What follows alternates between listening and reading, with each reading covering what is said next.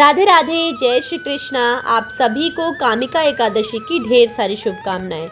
देवशयनी एकादशी के बाद ये पहली एकादशी है जब भगवान विष्णु योग निद्रा में हैं और आज कामिका एकादशी मनाई जाएगी। इस दिन भगवान विष्णु की विधिवत पूजा करने के साथ ही माँ लक्ष्मी की पूजा भी की जाती है। इसके साथ ही व्रत रखने का भी विधान है। मान्यता है कि इस दिन भगवान विष्णु जी की पूजा करने से शुभ फलों की प्राप्ति होती है। साथ ही सुख समृद्धि, धन संपदा की प्राप्ति के साथ साथ मोक्ष की भी प्राप्ति होती है। इस दिन पूजा करने के साथ साथ अंत में ये व्रत कथा ज़रूर सुने, इससे आपकी पूजा पूर्ण मानी जाएगी। तो आइए कामिका एकादशी की कथा सुनते हैं। कुंती पुत्र धर्मराज युधिष्ठिर ने श्री कृष्ण से कहा कि आपने देवशयनी एकादशी और चातुर्मास के महत्व के बारे में बता दिया। अब कृपया श्रावण मास के कृष्ण पक्ष में पड़ने वाली एकादशी के बारे में बताएं। श्री कृष्ण ने कहा कि हे युधिष्ठिर, इस एकादशी की कथा एक समय स्वयं भगवान विष्णु भी देवर्षि नारद जी से कह चुके हैं, अतः मैं भी तुमसे वही कहता हूँ। नारद जी ने ब्रह्मा जी से श्रावण मास के कृष्ण पक्ष की एकादशी की कथा सुनने की इच्छा जताई थी। उस एकादशी का नाम, विधि और महात्म्य जानना चाहा। ब्रह्मा ने कहा, हे नारद, श्रावण मास की कृष्ण एकादशी का नाम कामिका एकादशी है। इस एकादशी को सुनने मात्र से वाजपेय यज्ञ का फल मिलता है। इस तिथि पर शंख, चक्र एवं गदाधारी श्री विष्णु जी का पूजन होता है। उनकी पूजा करने से जो फल मिलता है सो सुनो। गंगा, काशी, नैमिषारण्य और पुष्कर में स्नान करने से जो फल मिलता है वह फल विष्णु भगवान के पूजन से भी मिलता है। सूर्य व चंद्र ग्रहण के समय कुरुक्षेत्र और काशी में स्नान करने से, भूमि दान करने से, सिंह राशि के बृहस्पति में आने के समय गोदावरी और गंडकी नदी में स्नान से भी जो फल प्राप्त होता है वह प्रभु भक्ति और पूजन से प्राप्त होता है। पाप से भयभीत मनुष्यों को कामिका एकादशी का व्रत करना चाहिए।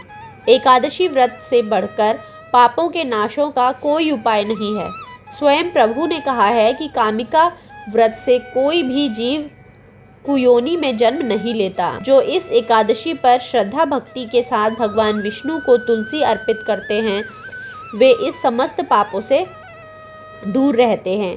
हे नारद, मैं स्वयं श्री हरि की प्रिय तुलसी को सदैव नमस्कार करता हूँ। तुलसी के दर्शन मात्र से ही मनुष्य के समस्त पाप नष्ट हो जाते हैं और इसके स्पर्श से मनुष्य पवित्र हो जाते हैं। व्रत के पीछे क्या कथा है तो चलिए वो सुनते हैं। एक कथा के अनुसार प्राचीन काल में किसी गांव में एक ठाकुर जी थे। क्रोधी ठाकुर का एक ब्राह्मण से झगड़ा हो गया और क्रोध में आकर ठाकुर से ब्राह्मण का खून हो गया। अतः अपने अपराध की क्षमा याचना हेतु ब्राह्मण की क्रिया उसने करनी चाहिए, परंतु पंडितों ने उसे क्रिया में शामिल होने से मना कर दिया और वह ब्रह्म हत्या का दोषी बन गया। परिणाम स्वरूप ब्राह्मणों ने भोजन करने से भी इनकार कर दिया।